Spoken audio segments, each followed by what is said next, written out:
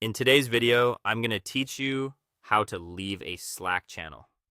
Leaving a Slack channel is one of the easiest ways to clean up your workspace and reduce distractions. If a project is finished, a campaign has ended, or you just do not need to follow a conversation anymore, removing yourself from that channel can make your sidebar much easier to manage.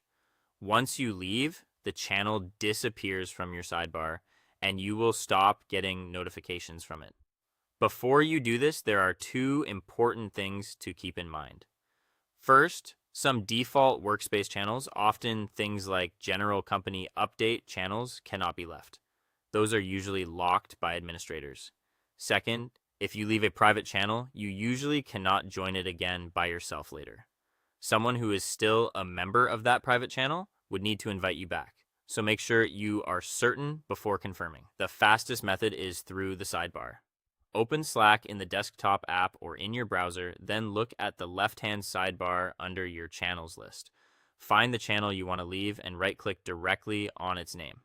This opens a quick menu with several actions. From that menu, click Leave Channel. If it is a public channel, Slack will remove it right away. If it is a private channel, you will see a warning that confirms you are about to lose access. In that case, click the red Leave Channel button to finish. Another easy option is through the Channel Details panel. This is especially useful if you already have the channel open. Start by clicking the channel in your sidebar so its messages appear in the main window. Then go to the top area of the channel and click the channel name in the header. This opens the channel's information panel or properties view.